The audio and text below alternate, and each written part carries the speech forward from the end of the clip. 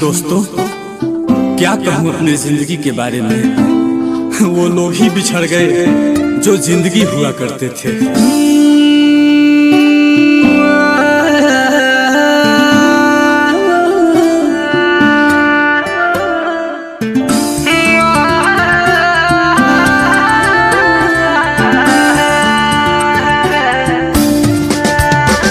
जब डोली उठेगी मेरे यार की, जब डोली उठेगी मेरे यार की, वो संभल जाएगी मैं बिखर जाऊंगा।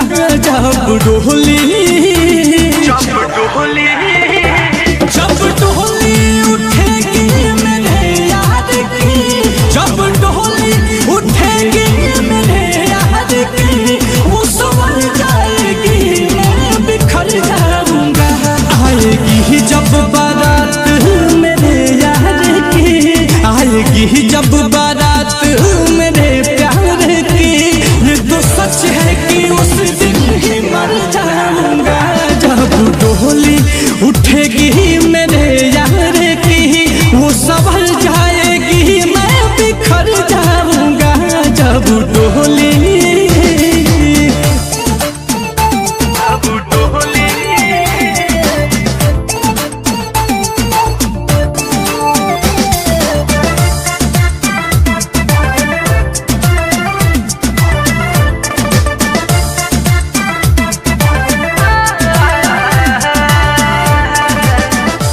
मांग में उसके सिंदूर सजाया जाएगा, मांग में उसके सिंदूर सजाया जाएगा। रोऊंगा मैं मुझे समझाया जाएगा। नैन मुझसे कभी ना मिला पाएगी, नैन मुझसे कभी ना मिला पाएगी। सामने उसके मैं तो कर जाऊंगा।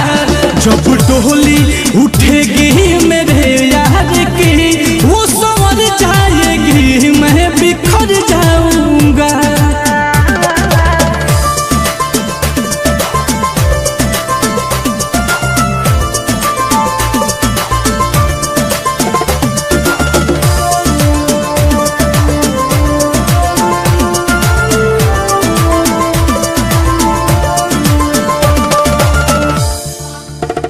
साथों में साथ मेरा छूट जाएगा, उसकी दुनिया बसेगी मेरा लूट जाएगा। दिल जो पत्थर हो जाएगा दिलदार का, दिल जो पत्थर हो जाएगा दिलदार का, मैं तो मर के भी हद से गुजर जाऊंगा।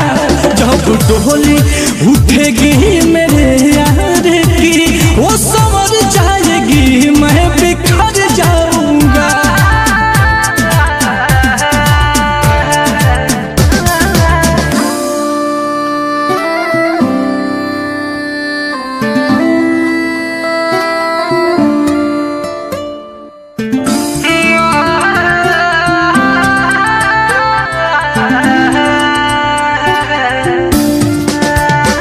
दास्तां दर्द दिल की सुनाऊं कैसे, दास्तां दर्द दिल की सुनाऊं कैसे, ऐसे मोड़ पे खड़ा हूँ बताऊं कैसे। साथ यह तुम बिहारी अब छूट जाएगा, साथ यह तुम बिहारी अब छूट जाएगा।